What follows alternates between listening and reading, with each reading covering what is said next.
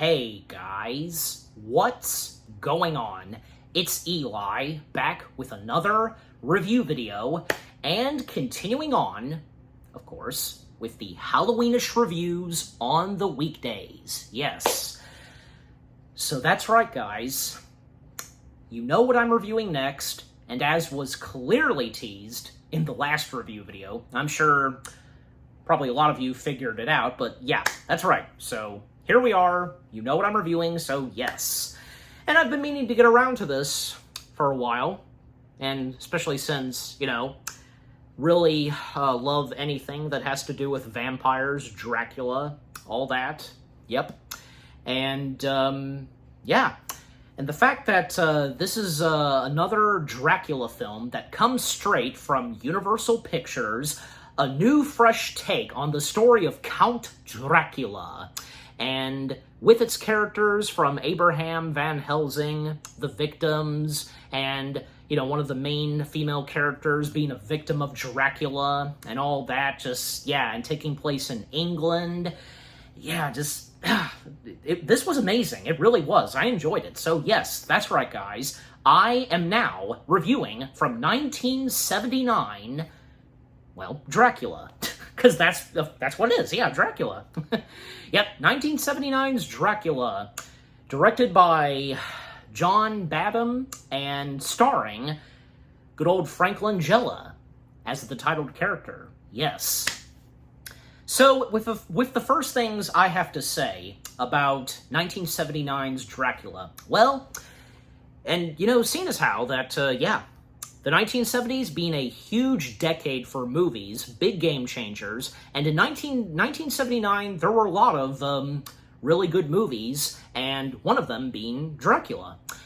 Yeah, this new take on the story of Dracula, and with what John Badham and everybody brought to this new movie adaptation of Dracula at the time, and, different directions here and there, its style, the personality, and characterizations to each of these characters that we know so well from the story of Dracula, most prominently the titled character himself, and how this Dracula was brought to the big screen by Langella himself.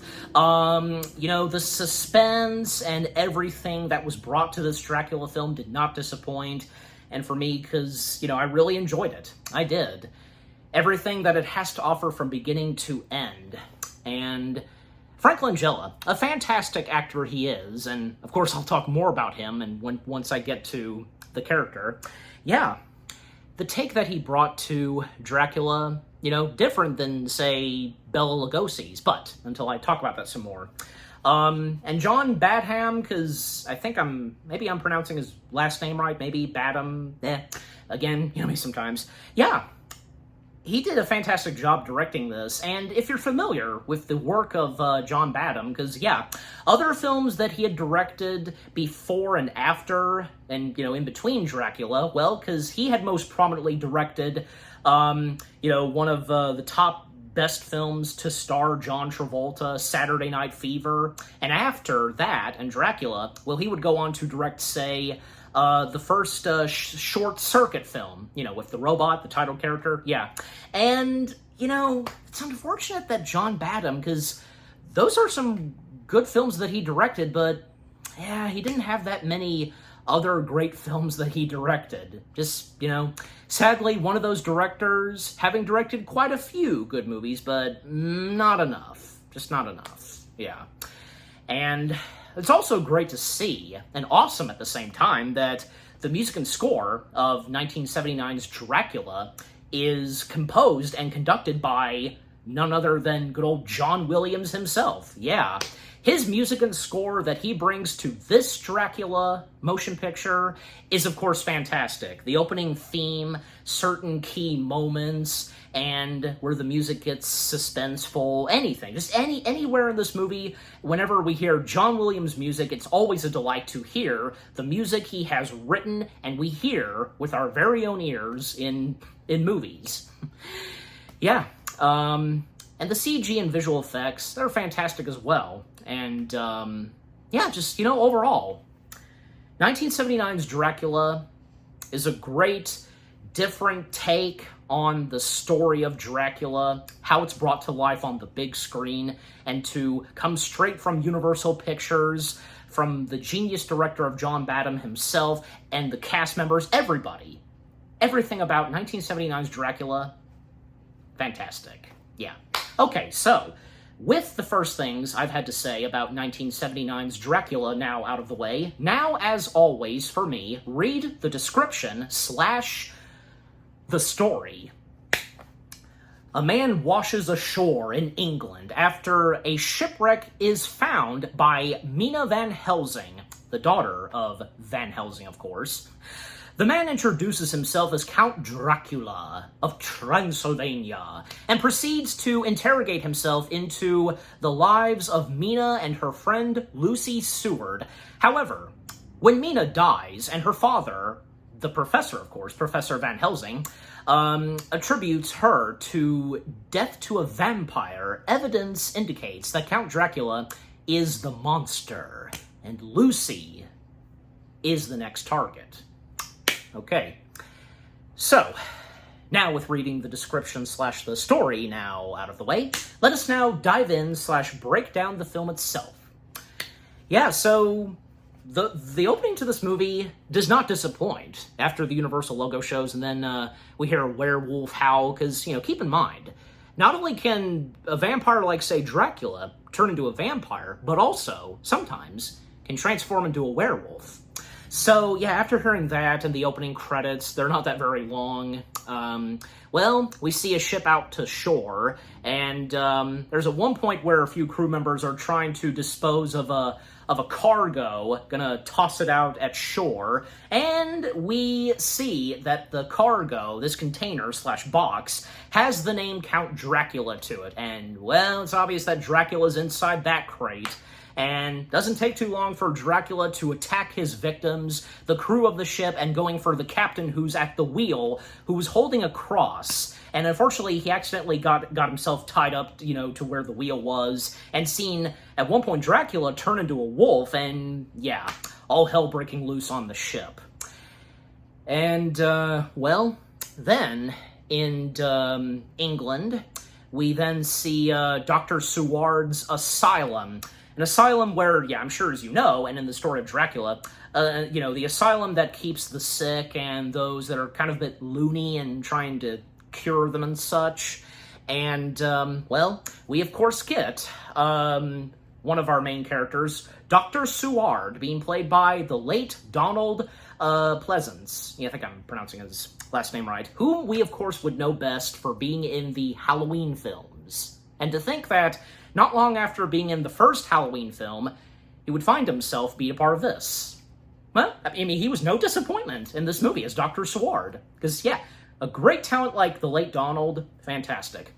So, yeah, treating those that are sick and are going crazy, loony, people fighting one another, and, well, there's one moment where, Seward's daughter, Lucy, is in need of assistance, is in need to help one of the patients at the asylum, a woman by the name of Annie, whom has a baby child, and Annie being played by Janine Duvitsky. Yeah, I think I said the last name right.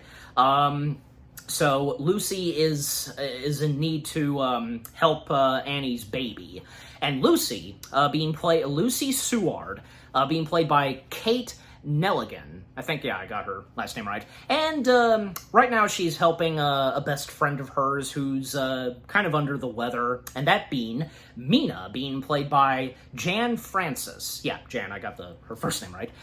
So yeah, with that, and, well, Mrs. Galloway, who's one of the maids/nurses of the asylum, and yeah, serving for the Seward family. Mrs. Galloway being played by Christine Howarth. I think I got her last name right.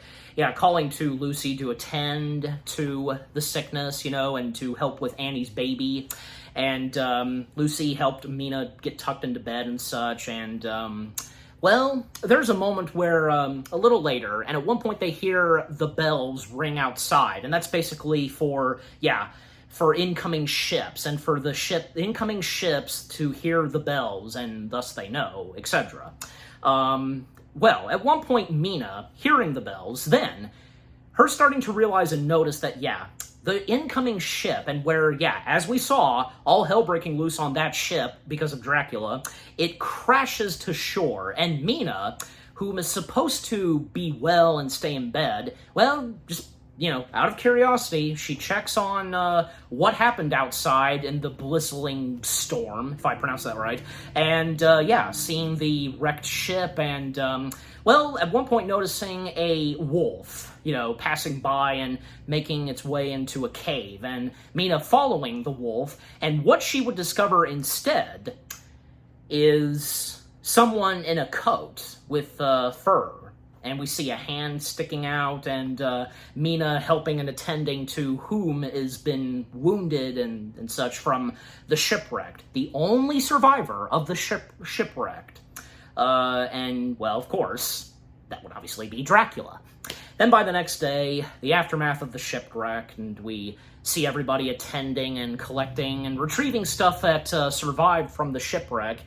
And, then we would be introduced to someone whom is investigating this and is linked with Dracula's arrival to England. Because, yeah, as we all know, Dracula, he went from Transylvania and made his way through the sea to England. And that being Lucy Seward's fiance by the name of Jonathan Harker. And he's a real estate, the way it's pronounced, yeah. But Mr. Harker, Jonathan Harker, I should say, Jonathan Harker being played by, and by the way, this is his film debut, 1979's Dracula, young Trevor Eve, yes. And yeah, for this being his film debut, well, Trevor Eve, he did not disappoint, portraying Jonathan Harker, and with what Jonathan Harker's like. And knowing that, and as we start to know, Harker is linked with Lucy. They're both engaged and soon to be married, and what a coincidence that with him being connected with Dracula and helping for Dracula to make his way to England, all of that, and a specific castle that Dracula is going to inherit and claim of his own, And Harker having shown up in an automobile, and at the time and era of this movie, automobiles were a new thing. So yeah, you can even hear some of the people, a few women what is that? It's a contraption. Calling it a contraption. Again, keep in mind, because at that time in this era of this movie, where it takes place, automobiles were brand new, so yeah. Anyways, so Harker investigating this, along with, Seward being there, and we also happen to see, of course, we have to have him, because it's Dracula. It's the story of Dracula. Mr. Renfield himself, being played by Tony Haygarth. Yeah, I think I got his last name right. And by the way, many years later, we would know him best being the voice of Mr. Tweedy in DreamWorks/Artman's Chicken Run. Yep, that's him. And how did I not recognize his voice? I mean, it's like I recognized his voice when listening to it in Chicken Run, but in this, well, I mean, granted, because by the time Chicken Run happened, he got a bit older, but yeah, just one of those things. But that's really cool. Yeah, before Chicken Run, he did this, but obviously he did more than just those two, and yeah, because a very well-talented British actor, with no doubt. So Renfield obviously being aware of Dracula, and is supposed to transfer the luggage and crates to the castle that Dracula's going to have in his new castle. Which, by the way, yeah, Dracula's new home in England, this castle is called Carfax Abbey. Yeah, that's the name of the castle. So, yeah, then at one point, it's interesting that they didn't immediately remove what's left of the bodies. Because, yeah, I mean, we see the lifeless body of the captain at the wheel, still stuck at the wheel, and, well, Dracula, yeah, it was Dracula's doing, but they don't know that yet, because he went for the neck, and, gruesome sight. But, yeah, then, yeah, to talk more about Renfield, because we would then see him having transfer what's left of the luggage, crates, all that are Dracula's personal belongings to the new castle, Carfax Abbey. And there is a moment where it doesn't take too long for us to see Dracula, and yeah, we first see Dracula when Renfield sees Dracula, bringing Dracula's stuff to Carfax Abbey, and, well, by opening, because, yeah, Dracula, he gets out of his coffin, goes up to the doors, and, yep, we see him, but doesn't take too long for him to then start to lift up / rise his cape and turn into a bat and lunge after Renfield. And, well, we know what's going to happen to poor Renfield. Yep, being turned into a vampire, and technically, and, well, as we all know with the character of Renfield having a thirst for bugs, you know, a feast for bugs, I should say, yeah. And, of course, Renfield would get himself wound up in Dr. Seward's asylum, yeah. And by the way, even before that, there was a quick moment where, yeah, a nice little happy reunion between Lucy and Harker, and... Well, at that time, yeah, because, like, they were forbidden to kiss and such, like, you know, even, like, Dr. Seward just, you know, saying, you know, save it for the marriage, but, hey, let them do their thing, it's their business, you know, if they want to kiss, like, anybody could kiss before marriage, you know, even as of now, just, you know, but unlike, say, what happened back then, just, oh, well, anyways, so yeah, so after that, you know, because Dracula having, made Renfield as one of his own, his very own personal henchman, etc. Well, then of course, there would be a moment where Dracula arrives to meet and have dinner with Mr. Seward, his daughter, and in addition, yeah, Harker being there, Mina, just, yeah. And that whole dinner sequence, yeah, I mean, because everybody's first impression of Dracula, our first full impression of Dracula, us the audience, well, I don't think it takes too long for the characters to find Dracula a bit suspicious, an odd fellow, you know, an interesting creature. And yeah, of course, with Dracula, you know, as I said his name earlier, Frank Langella. To talk more about Frank Langella, because yeah, well, Frank Langella, being a fantastic actor he is, he does not disappoint portraying this version of Dracula. In fact, fun fact, and if anybody knows this, Frank Langella talked about this, and with Dracula being, you know, a part of the top 50 heroes and villains list of AFI, and Frank Langella talked about, you know, when he rehearsed for the role of Dracula, he wanted to have his performance of Dracula be very different than, like, say, how Lugosi's Dracula is. And that is understandable, and that's very good on him to have done that. Besides, yeah, because I did pay attention, I did notice, and while watching the movie and thinking about certain moments of Lugosi's Dracula, I definitely could tell the difference. I think it's obvious, because, yeah. And in the case of Dracula, in 1979's Dracula, he's portrayed more as, say, a tragic, romantic figure, you know? The situation he's in, just, yeah, I mean, it's like, you know, he can't help it. He can't help himself over it, because, yeah, there's really nothing he can do about it. But in the case of Lugosi's Dracula, oh, total opposite. He's just plain evil. Yeah, he doesn't care with what he's doing. You know, it's like he loves being a vampire. He loves who he is.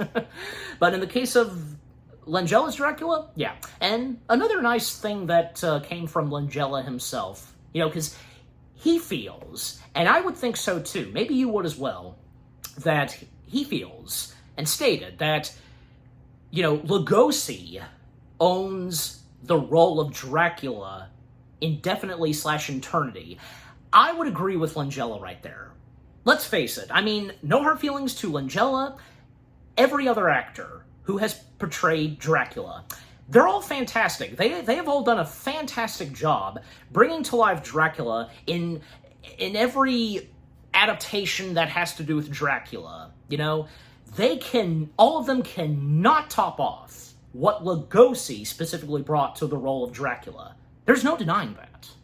So, yeah, I would agree. And, yeah, and besides, I would feel as though that, in my opinion, just, yeah, Frank Langella's Dracula, I'd I'd say he'd probably be up there. Well, next to, say, Lugosi's Dracula and Christopher Lee's Dracula. Now, he, too, the late Sir Christopher Lee, one of the top horror icons next to Price and Cushing, he, too, was a spot-on Dracula and with what he brought to the role of Dracula. Yep. Fine job. So, yeah, I'd say from Lugosi, Lee, and Langella, some of the top best actors to have brought to life Dracula. And obviously, Lugosi takes the #1 spot. Okay, but coming back to the dinner sequence, because certain moments that happen in the dinner sequence, well, yeah, on account that Dracula has finally arrived, he's recovered from the shipwreck, and yeah, for the first time meeting everyone that resides in this part of England, you know, meeting the Seward family, Lucy's fiance, Mr. Harker, and at the dinner, there's one moment where he's offered a bottle of wine, but he passes on the wine. He doesn't drink wine, and that being a little hint and clue, technically, to the characters. And even, like, say, a moment where, because as he interacts with them, and when it comes to Mina, yeah, Mina, whom is still not feeling too well, and it's like, nobody really questioned and said anything about Mina having gotten out of bed, not even Lucy, when, yeah, it's established that Mina, being the one, and they know this, that Mina went out there at night and, well, thus would discover whom had only survived the shipwreck. So, no big deal. And Mina just, being ill and dizzy, and especially since Dracula having the ability to hypnotize and for his victims to look at him straight in the eyes. And Dracula actually helps out a little with what's going on with poor Mina, where, he has her not feel anything, her not feeling sick, all that, and putting her to sleep for a few seconds, and yeah. And once that's done, she wakes up and, like, as if nothing ever happened. Yeah, she's okay. At least for now. Yeah. Just under the control of Dracula, of course, and oh boy. We know where this is probably going to lead to. But, before that, the rest of the dinner party continues, and, Lucy insisting on that they party, celebrate, and on account of Dracula's arrival, even offering Dracula to dance with her. And Dracula, he didn't get to finish his sentence. I mean, it makes you think that Dracula was going to say that he doesn't know how to dance. And Lucy stops him and, she'll teach him. And thus, yeah, they dance together. And we see on the look on Jonathan Harker's face, who, again, Lucy's fiance, yeah, he's a bit jealous. Yeah, I mean, wouldn't anybody sometimes? Yeah. And then Dracula, he then got to say, you didn't let me finish my sentence. I haven't gotten to know you. And yeah, and it doesn't take too long for Dracula to be increasingly drawn to Lucy. Yeah. And also, yeah, because, she would fall. She would eventually later on fall under his influence. But a little later. Then, after a while, and later that evening, well, there's a moment where Lucy hears some rustling outside, outside of the bedroom, and, Harker still being there. And, yeah, should have known that this was coming, where there is a moment between both of them, and Harker showing that, yeah, he was jealous over what happened earlier this evening, and her realizing, and it doesn't take too long for them to patch things up and be in love once again. Just then they start to make out.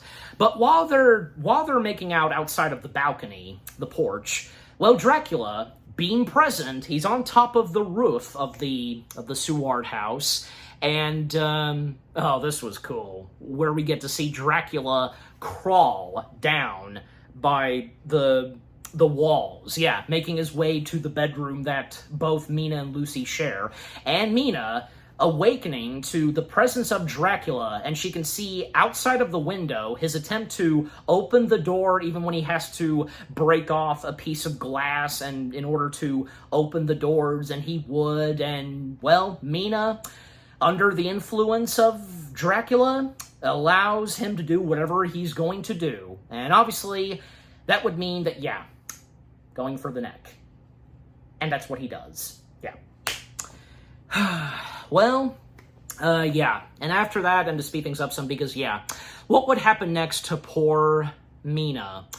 Well, with Lucy discovering what has happened to Mina, and there's a moment where Mina, she's struggling with breathing. She can't breathe, and on account that it's daytime and just, yeah, she's really just like wheezing and just having difficulty breathing. And Lucy calling her father to assist on this, and, well, it's obvious that this was gonna happen, and it does, where, yeah, unfortunately, poor Mina Harker, she dies. Or so she does. Yeah, because I think it's obvious what's gonna happen to her next, and the next time we see her, a little later, but yeah. So, again, Mina technically dies, and yeah, this infects Lucy, and she blames this on herself for a little bit. But, you know, from her father to Jonathan, they assure her it's not her fault. And Jonathan himself saying that, you know, how was she supposed to know, like, what had happened to Mina, and while she spends some evening time with Jonathan, because when we would see them again, and after, yeah, the camera cuts off to where, yeah, Dracula's going to proceed with his business, you know, biting on Mina's neck, we cut back to Harker and Lucy out in a garden field and such, and there's a moment where they hear a werewolf howling, and Harker presumes it's a dog, but yeah, it's not a dog. And I don't think specifically a dog would really howl like that. Not remotely, just, you know. But anyways. And it doesn't take too long after the unexpected sad passing of Mina, word gets out to Mina's father, Professor Van Helsing, yep, whom would a little later on arrive and investigate this whole thing that's happening, would later on, I should say, later on investigate what has happened, what had caused the unexpected death of his daughter, and so on. Oh, and very quickly, because I remember now, Jonathan Harker being a real estate solicitor, because, yeah, had to say the word solicitor. There we go. So, yeah, now I've said it. Let's continue on. Okay. All right. So, and by the way, to talk more about Mr. Harker, because, yeah, again, after the unexpected loss of Mina, well, there is a moment where, yeah, in fact, right before that with Mina, because when Renfield regained consciousness, he was still where he was when Dracula attacked him. And when Renfield regained consciousness and he went after one bug, then Dracula popped in and, yeah, had a little bit of a conversation. And yeah, after that, we had Mina's death. But after that, and to talk more about Harker, because he goes on to Dracula's castle, and just to, you know, have Dracula sign papers to get it all taken care of, and that, you know, he's officially settled in his new home in England, the castle, Carfax Abbey, etc. And Dracula, you know, being aware that, you know, Mina has died. But, you know, of course, Jonathan has no idea what actually happened, and, well, it's obvious that Dracula was responsible for it, but just, yeah.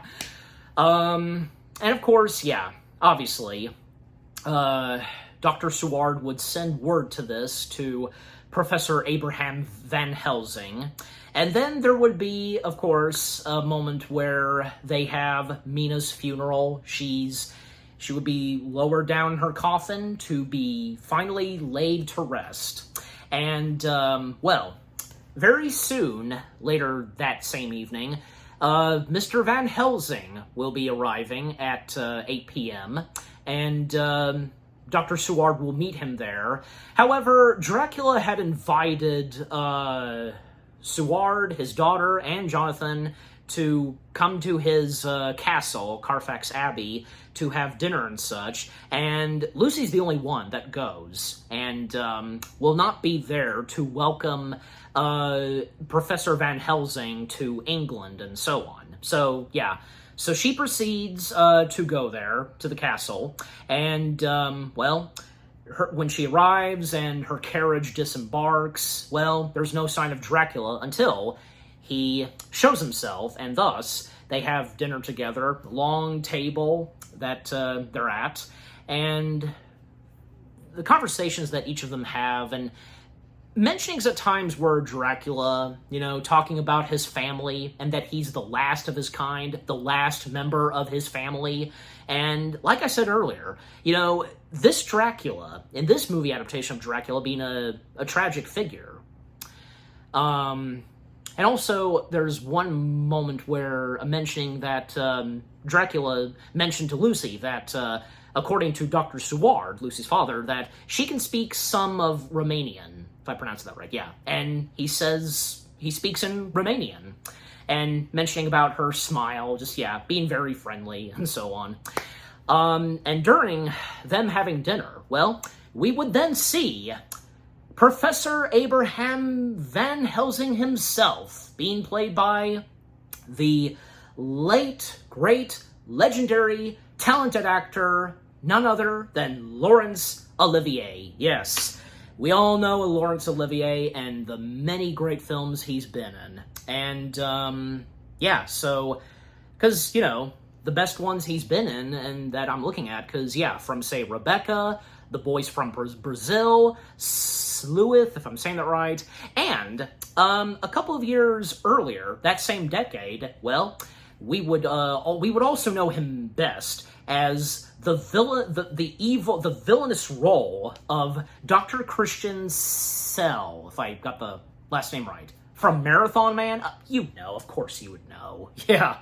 How ironic is that he played such a good villain. We're not rooting for him in Marathon Man, but in Dracula, he's playing the good guy. We're rooting for him. Just such a great actor he was, without a doubt. And the performance that he brings to Abraham Van Helsing in 1979's Dracula, well, Laurence Olivier, he does not disappoint. How can he not? He's fantastic. What he brought to Van Helsing in this, and I read where, he was more than happy to do this, willingly and such, to be a part of, John Badham's project, which being Dracula, and, having some great appreciation for the story of Dracula. And according to what John had to say, the conversations that both he and Laurence had about Dracula, and when Laurence would soon land the role of Van Helsing. Anyways, so, Dr. Seward meeting with Van Helsing at the train station, and, well, of course, Van Helsing being distraught, very sad, a broken man, having lost his daughter, and that he didn't get to say goodbye to his daughter, because, it just happened that quick. It's very tragic. And, they would proceed on to where they need to go to England, and, just from there on, and what Van Helsing will be doing while present in England. But coming back to Dracula and Lucy, then they have a moment somewhere outside of the castle, and they can hear wolves howling, and Dracula. One of the famous quotes to come from the story of Dracula is, of course, the whole "children of the night." Yeah, because Dracula sang it. And then he would say, "What sad music they make." Yeah, he used the word sad. He put the word sad in there. And the more talk that both of them have, then it would lead to Dracula seducing and putting Lucy under his influence, because the attraction he has for her, and would attempt to make her, her queen, and so on, And, Lucy it's obvious that, she's under control, and, they just go for kissing and such, and, she doesn't want to leave. She still wants to spend some time with Dracula, and, they've got all night, to still be together. Oh, and coming back to the asylum that's run by Dr. Seward, because, well, two moments that happen, and that happened in between, after Jonathan, he had finished, helping Dracula with, the papers being signed. Now he officially lives in the Carfax Abbey castle. And because of that, after that, Jonathan disembarking in his automobile, and, well, Renfield snuck behind the back of his automobile and was just begging Jonathan to help him escape from Dracula and so on. And just, he was acting psychotic. And yes, like I said earlier, this is where it would lead to Renfield being thrown into the asylum. Yeah. But also, what would happen next at the asylum, and in between where, in the middle of when the whole dinner sequence is happening between Dracula and Lucy, well, there was a moment where one of the doctors at those that work at the asylum, Swales, that's his name, being played by Teddy Turner, and also to go ahead and mention him because I almost didn't recognize him, and he does have a few lines. I mean, he doesn't have a huge part, but still, And to think, this was a decade, just a whole decade before he would become the Seventh Doctor. Yes, Sylvester McCoy. Sylvester McCoy in 1979's Dracula. Again, just one whole decade before he would become the seventh incarnation of the Doctor. Yes, so he plays Walter. He mostly just is there to assist, like, in need of keys or, sometimes being a servant, just, whatever. In fact, he was the one that informed everybody that, Dracula has arrived, when Dracula first came for dinner, that whole thing. So, yeah. So that's really great, just to see Sylvester McCoy in this. And, because Sylvester McCoy, being no stranger to doing something horror-ish, because, well, many years later, he would be in another Universal Pictures project, which was directed by Rob Zombie, and that, of course, being Rob Zombie's The Monsters. If you know, you know. But yeah. Anyways, so yeah, and Sylvester McCoy, even though he doesn't have that much in this, he was still a delight. A fun fact, apparently, according to the director, John, he said that McCoy, when they weren't filming and during breaks, McCoy would entertain the cast and crew by putting a ferret in his pants. Okay? I mean, it's not that I'm like, what? That's Sylvester McCoy for you, just being a funny guy. Yeah, it was pretty funny. I would assume the ferret was well behaved and maybe didn't take too much pressure. I guess, I don't know, but yeah, that's pretty interesting. I mean, we all love Sylvester McCoy, no matter what he does, but anyways, such a charming man. All right, so what would happen next? Back to what I was saying. What would happen next at the asylum and during the middle of when Dracula and Lucy, they've been having dinner? Well, apparently, Swales and Walter, everybody else, they hear the bloody screams of Annie, because apparently, because it legitimately happens, Annie's baby child gets murdered, and whom came into the asylum, managed to get into the asylum and murder Annie's baby child, and according to Annie, it's Mina. Well, it's obvious, right? Why she would say Mina? Because, well, unbeknownst to them, we, the audience, knows that she's already, even after she died, she was buried, she already became a vampire. Go figure. So supposedly, according to Annie, she says that it was done by Mina. And there's one quick shot where we see the lifeless body of the baby. Blood had spilled on the floor. Jeez Louise. I would imagine probably that was a fake baby, and they just added in the blood. Like, you get what I'm saying. Yeah. And by the way, to talk more about the practical and visual effects, yeah, because, I mean, they were fantastic, especially because, I'll remember to put his name in the text. I might as well, because, yeah, whom had just received an Academy Award, for what he brought to Steven Spielberg's Close Encounters of the Third Kind, and the work that's done in this for Dracula 1979 is fantastic. Also, the use of matte paintings, really awesome. And obviously, I'm sure you would think, and yes, it's true that, most prominently, the matte paintings for, the shots where we can see the castle way off in the distance. Yeah, especially that. Really fantastic. yeah, movies in those early days, like the use of matte paintings, even still, they look pretty fantastic. Even, that same decade, like when, like, say, Star Wars, they did matte paintings, and they still did, up to the next two movies. But anyways. All right.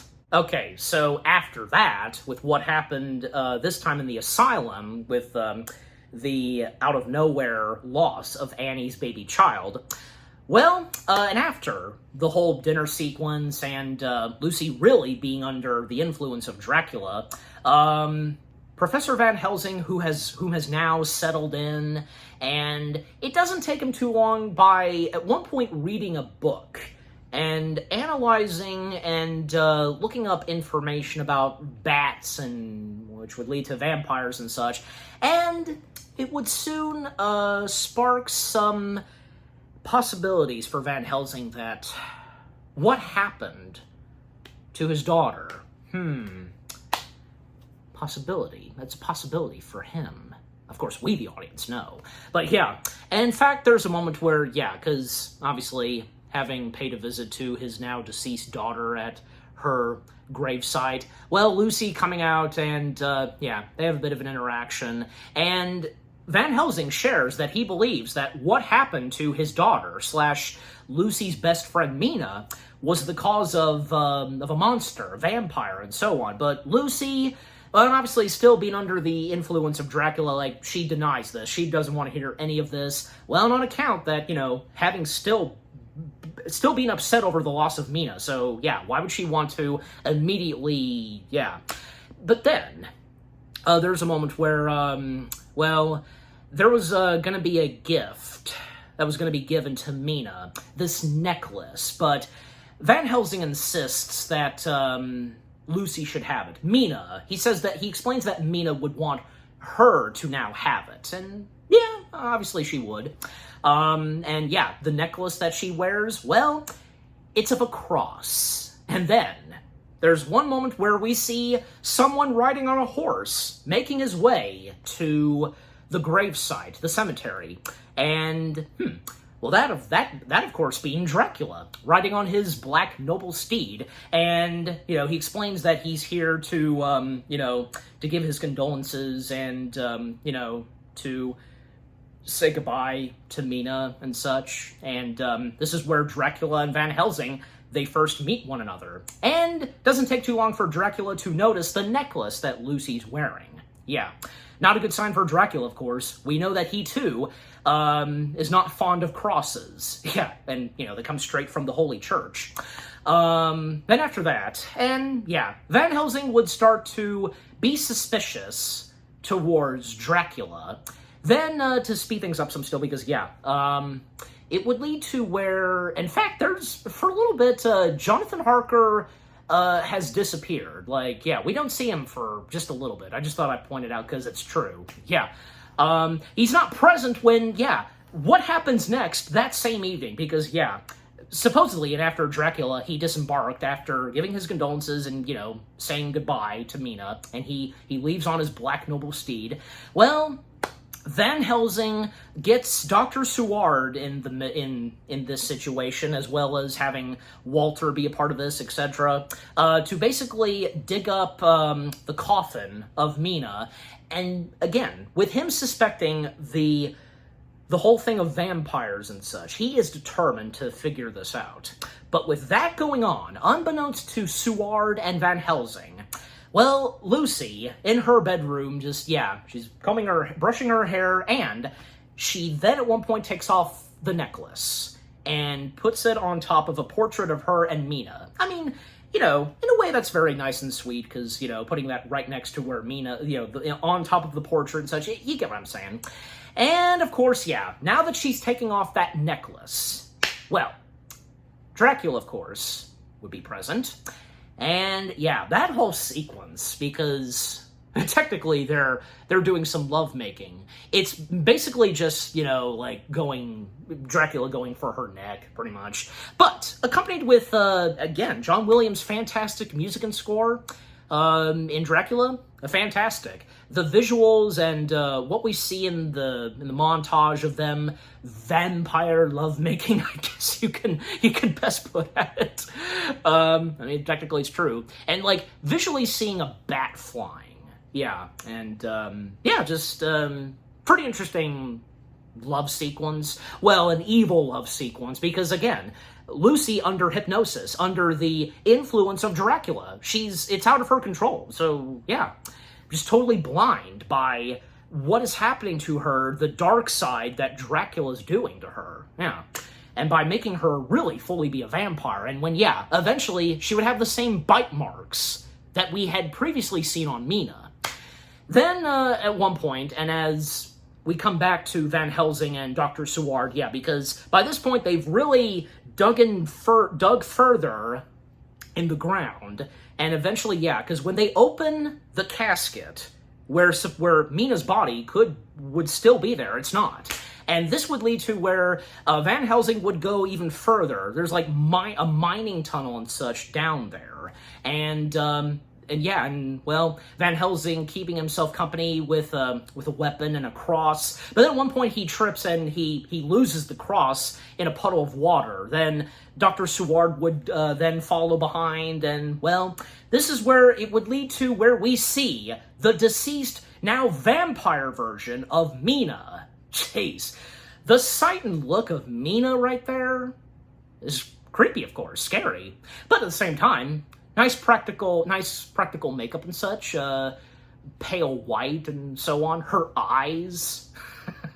I mean, just, yes, despite all that, because, somehow, and in my opinion at least, looking terrifying, but yet, still looking beautiful, as always, Jan Francis, but and Jan Francis' performance here, whom Mina is now a vampire going for the attack, for her father, then to Dr. Seward, which would then lead to, sadly, for poor Van Helsing to, have a pitchfork, like a stick and such, impale her. And, she technically would snap out of it, and, that's when she would finally die. And the poor sobbing Van Helsing, because this is his daughter, and just painful for him to do it.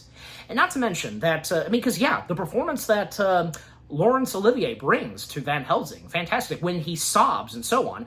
And I almost forgot to mention that while filming 1979's Dracula, Laurence was actually feeling a bit ill, but like a great actor he was, being a trooper, he managed to still do a hell of a great job, delivering a hell of a great performance to this variation of Van Helsing in this movie adaptation of Dracula. And if you know about this, just, way to go, Lawrence. Way to go, Lawrence. You did a fantastic job. Well, and even though he was feeling ill, I mean, obviously he would recuperate, but just over a decade after this film came out, that's when he would sadly pass away, but anyways. And so, after that, and when Mina finally dies, and I'm sure peacefully, Jonathan, he shows up again, and you missed quite a lot, dude. He shows up, and Mrs. Galloway answers the door, gotta slow down. She answers the door, and Jonathan just, coming in and checking up on Lucy, of course, and, being very quiet and such, and if she's still asleep, knocking and Lucy, it's me, and, he discovers how Lucy's positioned on the bed, and of course by this point Dracula had fled, and doesn't take too long for Dr. Seward, I should say, and Van Helsing to appear and discover what has happened to poor Lucy, and noticing the bite marks, same as was with Mina. And then it would lead to where she's got to have a lot of blood in her, because she doesn't have that much blood. She's cold and such. And Jonathan would be the one to give a lot of his blood to Lucy. Well, I mean, it's obvious that he'd do anything for dear Lucy, with how much he loves her, his fiancée. And yeah, and of course, whenever, like, anybody, like, how much blood you lose, you just do that. So yeah, it's hitting Jonathan for sure. But after that, and while that's going on, there's a moment just with Van Helsing himself and, well, Dracula, he technically fled, but not fully. Him still being present in the residence of the Seward family.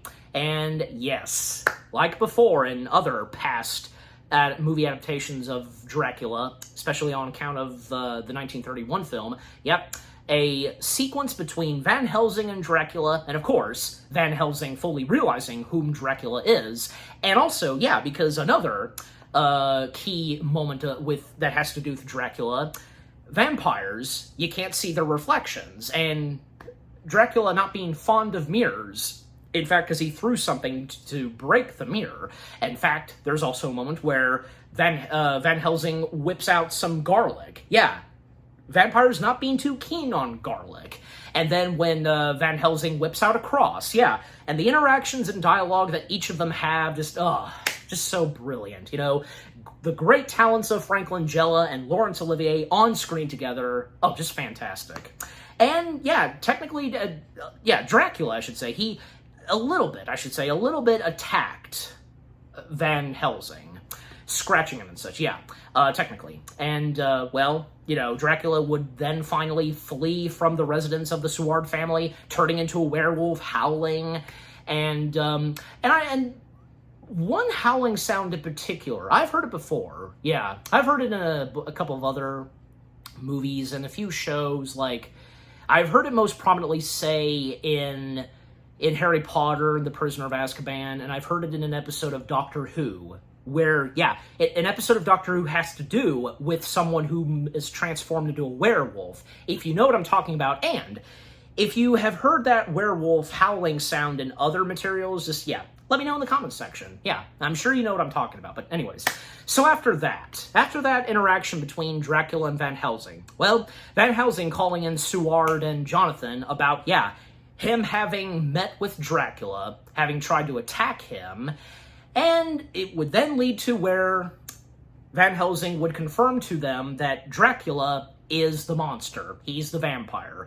And Jonathan at first finds this rubbish and such. But then a little later, and to speed things up some still, because, yeah, the next day, it would lead to where, yeah, they're analyzing Mina's body, which by this point still looks fresh, and, like, it's like she just died not long ago, that same day. And, well, by using a mirror, and by showing each Dr. Seward and Jonathan that there's no reflection of Mina on the mirror. So, yeah, now this convinces not just Seward, but Jonathan especially. Yeah. And, when coming back to Lucy, because, yeah, by this point she's doing all right. You know, taking a lot of blood from Jonathan and putting it in her, it did the job, but, well, of course, just because that helped doesn't mean that she's, well, of course, fully recovered and she's back to her normal self. You know, her seeing from her bedroom window what they're doing, being not thrilled about this, and gets a great idea of what's going to happen. Then, just a little bit later, well, they would discover and realize that, yeah, she had left her bedroom, the house altogether, and she's on a carriage. She's gonna make her way to the Carfax Abbey Castle, where Dracula now resides. Basically, she's going to warn Dracula what's gonna happen next.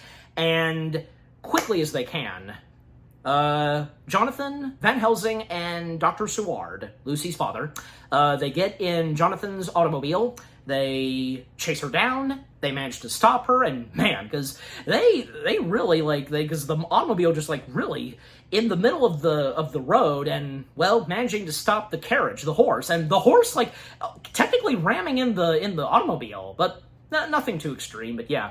And they know exactly what she's going to be doing, and, well, they manage to stop her. They tackle her down, and, yeah, she's now calmed down, etc. Then it would lead to Van Helsing and Jonathan to proceed on to Dracula's castle to find and try to manage to take down Dracula. But unfortunately, and when they do encounter Dracula, well, even Dracula makes it clear to them that, you think you can defeat me and such. Like, yeah, because they are like, they're no match and such for Dracula. Like, he's technically unstoppable. But of course there are ways, and obviously Van Helsing knows this, but got to do it properly. That's the thing. And, well, Jonathan tries to go after Dracula, and Dracula, he turns into a bat, and a moment where Dracula, as a bat, lunges at Jonathan's side of his face and just biting him, literally, like, not turning into a vampire, just wounding him very. And Van Helsing, like, because Jonathan's calling out for help, but, we know what Van Helsing's doing. Just, yeah, taking down some rocks, and yeah, for the light beam to hit, the sunlight beam to hit Dracula, which it does, and it burns part of Dracula, who's now turned to a bat. So yeah, and he flees, like, yeah, because he's technically been defeated for now. And after that, well, yeah, Jonathan, he's okay in the end. Just, wounded to the face, nothing too extreme. And then coming back to Dr. Seward's asylum, because by this point, yeah, Lucy's been transferred to his asylum to temporarily stay there to keep her safe, and so on. Well, I mean, unfortunately, that's not going to do it, really going to do it for poor Lucy. Because, yeah, there's no way that the asylum's going to keep her safe and sound and be under protection from Dracula. No way. Anyways, but yeah, and then, checking up on Lucy, and she seems to be doing okay for now. But Jonathan insisting on speaking with Lucy, and yeah, her noticing the bite marks from the bat formed of Dracula, and well, there's a lot of things that Jonathan can't explain and say to Lucy on what's actually going on, what he, Van Helsing, and Dr. Seward are going to be doing, and that has to do with Dracula, and Lucy telling him, pulling that kind of move, like, if you love me and trust me, then you would tell me. But, okay, just because of that, look, there can be some complicated things, you get what I'm saying, just, yeah. And Lucy managing, of course, to seduce Jonathan in the vampire/evil way, and, yeah, Jonathan, he can't help it, and, yeah, they start to make out. She pins him on the bed, and, well, with her vampirish eyes emerging, well, she was about to bite on his neck.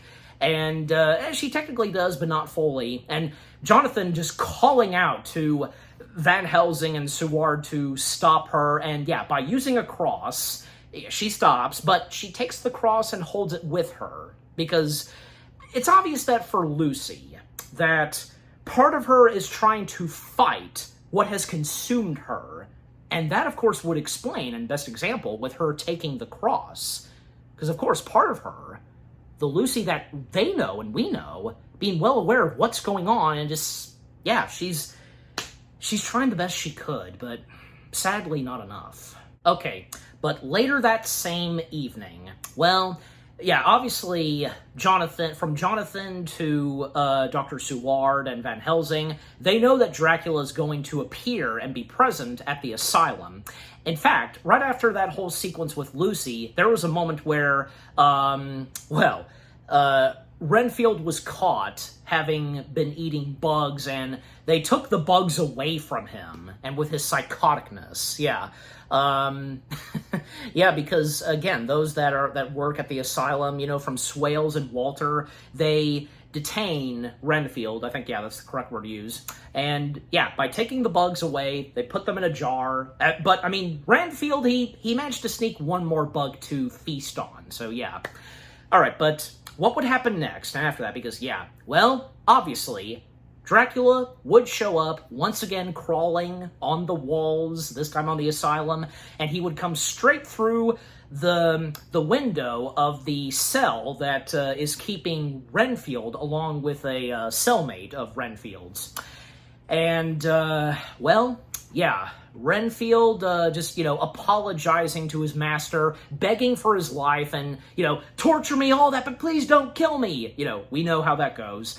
But Dracula, he shows no mercy towards Renfield, and how much Renfield has failed Dracula, and jeez, very gruesomely, and we see it, he twists/snaps his neck, And you can quickly see, I mean, even if you blink for a second, you could miss it, but if you don't, then yeah, you can clearly see the fake dummy of Renfield. Yeah, Tony Hagarth. Yeah, you can see the dummy, the practical dummy, stunt dummy of Tony, you know, where, again, Renfield's neck is snapped and his head twisted. And Renfield's cellmate calling out and screaming because of the horrific sight that has just happened.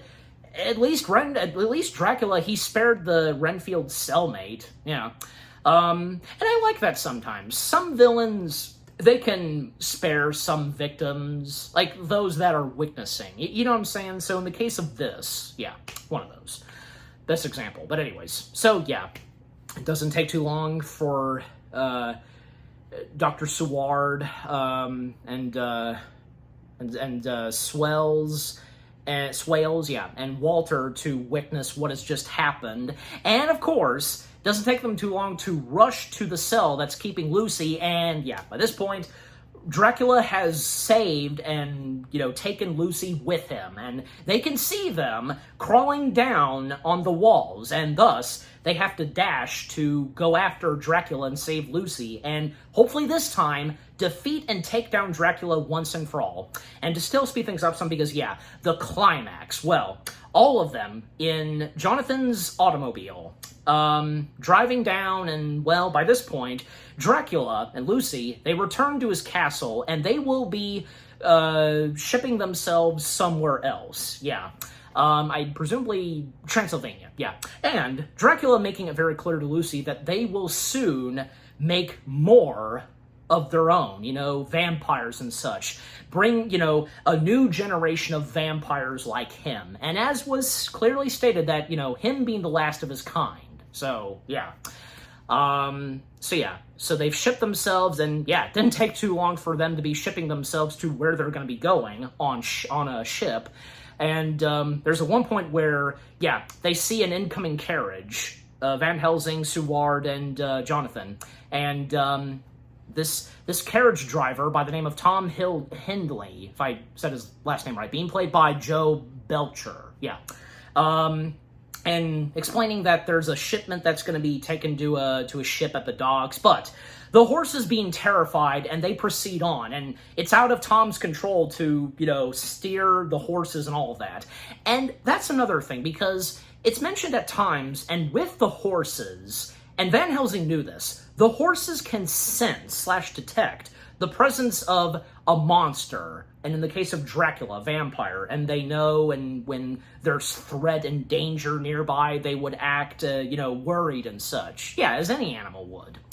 And in the case of, like, say, dogs being very aggressive and brave. Yeah. Anyways. So then they start to chase after and try to stop the carriage. But yeah, Tom, there's nothing he can do. Eventually, it would lead to where one of the wheels to the carriage hit a rock, and it caused Tom to fly off of the carriage, and I presume he does hit a rock, and he presumably dies, yeah, after that hard hit. And this would cause Jonathan's automobile to crash and hit a tree, and well, besides that, they still proceed on, and it would lead to just Jonathan and Van Helsing to proceed on to be on board the ship and to stop Dracula and to save Lucy, yeah, leaving Dr. Seward behind. And technically, they say their goodbyes, and thus, yeah, it's only Jonathan and Van Helsing, the only two to proceed this. They're on their own. You know, they hop on board, you know, a small ship, yeah, and like a Demeter sailor. Yeah, to mention the other cast members, because, yeah, we have a Scarborough sailor being played by Ted Carroll, a harbor master being played by Frank Birch, and captain of the Demeter being played by Gabor Vernon, and the Demeter sailor being played by Frank Henson.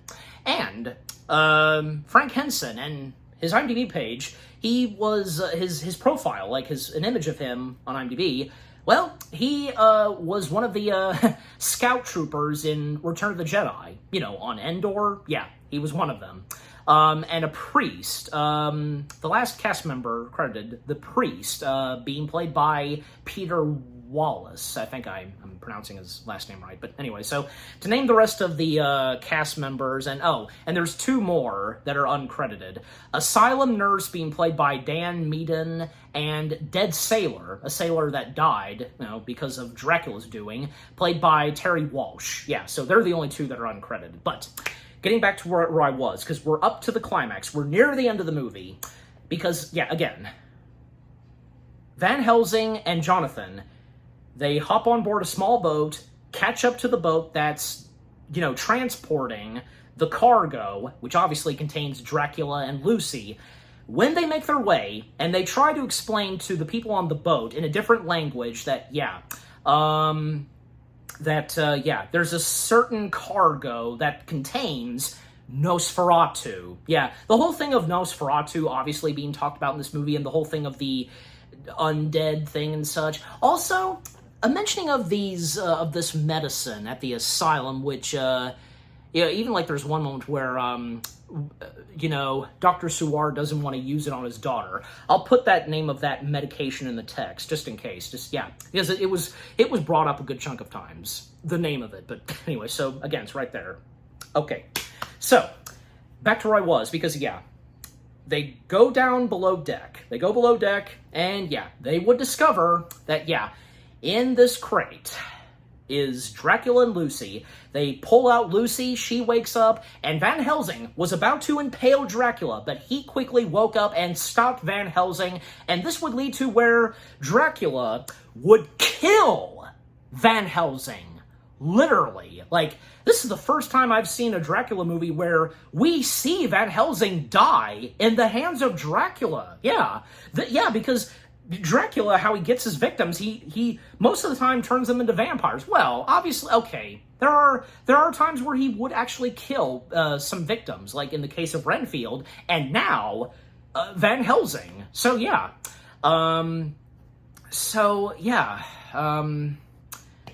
Because of, it's unfortunate that Van Helsing, he dies. It's sad, but what would happen next? And even when Jonathan tried to stop and defeat Dracula, there is one moment where Van Helsing, still alive, he manages to grab a hold of a rope and hook and throw it into Dracula's back, and it would allow Jonathan to hoist the Count into the sunlight. Opening the doors where, the sunlight shows, and, hoisting the rope with the hook to it, and, hoisting Count Dracula up in the air on the ship, and thus, the sunlight beam would hit Dracula, and while he's spinning around, that's when he starts to slowly be burned, and thus he would die. And because of that, Lucy no longer being under the powerful influence of Dracula. Because at one point she covered her face, but when she uncovered her face, she had a normal-looking face. She was back to her good old Lucy self. Or did she? And did Dracula really die? That's the thing.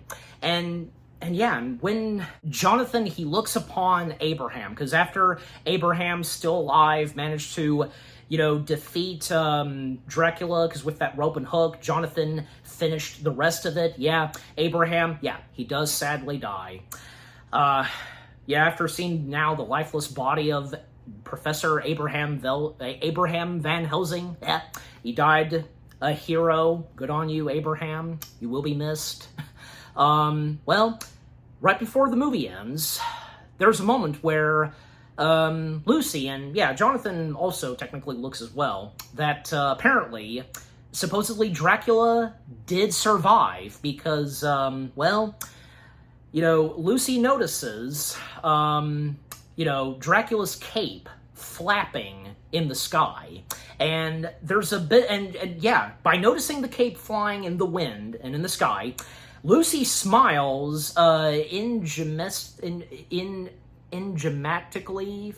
I think I'm mispronouncing that some, but I think I'm talking about. And oh boy, because I guess not all of Dracula's influences on Lucy has vanished. Because, yeah, that's how the movie ends. And we're left to wonder, like, Dracula didn't die after all, that he may have survived his encounter with the sunlight, and on account that his cape is flapping on account of the wind and in the sky. Yeah, just one of those movies, and how it ends off where it just leaves us wondering. And sometimes in a good way. Yeah, and then, yeah, and again, that's how the movie ends, and the credits roll, getting the rest of John Williams' music and score, and, man, pardon my French, but it's true. What a hell of a way for this Dracula movie to end off. Yeah, it for sure didn't end off like say, what happened in most Dracula films, and most prominently, the 1931 Dracula film. You know, in the end, as we know, Dracula, he gets impaled by Van Helsing, Lucy survives, she's back to her good old Lucy self, and everyone's okay in the end. A happily ever after for our characters. But in this Dracula film, not so much. It's very mixed. But anyways, I guess in a good way, technically. But, yeah. Yeah, 1979's Dracula, it's another fantastic Dracula motion picture, without a doubt.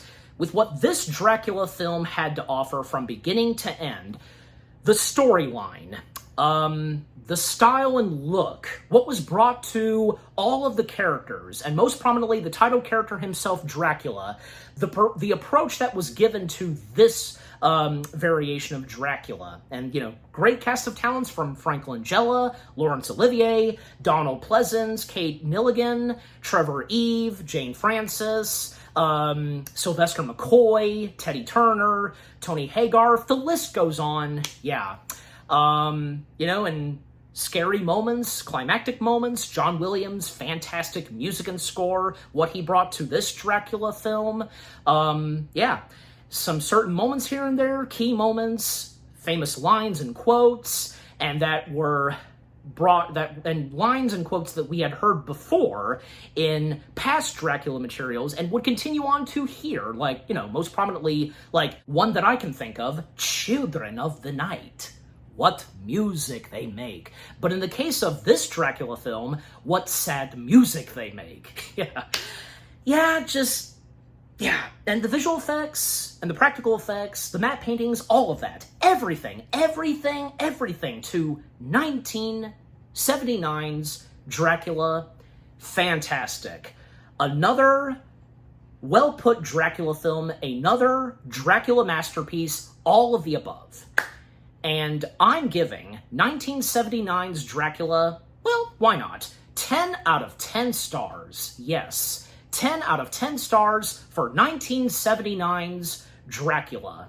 And what about you guys? What did you think of 1979's Dracula itself? Is this Dracula film one of your top favorite Dracula films, vampire films, in the list of horror films to come straight from Universal Pictures? Is Frank Langella's Dracula one of your top favorite Draculas brought to life on screen? Favorite moments, and with the characters, moments that you were up on the edge of your seats? Did you get a few jump scares and such? Finding moments that just, oh my gosh, just, yeah, just, you know, being scared, terrified, but at the same time, enjoying this Dracula film. Just, yeah, but overall, what do you think of 1979's Dracula itself, with what all I've had to say, my review, and yeah, what did you think of my review? Leave comments and give this review video a like, as always. And so, guys, with all that being said, thank you very much for watching. I hope you guys enjoyed my review of 1979's Dracula, directed by John Badham, starring Frank Langella. Yep. More review videos are coming your way. They're going to be awesome. Keep looking forward, and I will see you guys in the next video / review. And, well, of course, continuing on, reviewing more Halloweenish films on the weekdays. Stay tuned later tonight, because what I will be reviewing next is another vampire film where basically Let's just say this one stars two other iconic actors by the names of Roddy McDowall and Chris Sarandon. Yeah, I think you know exactly what I'm talking about. The next vampire film I'll be reviewing. Yeah, just, again, stay tuned for that. Take care, and peace out.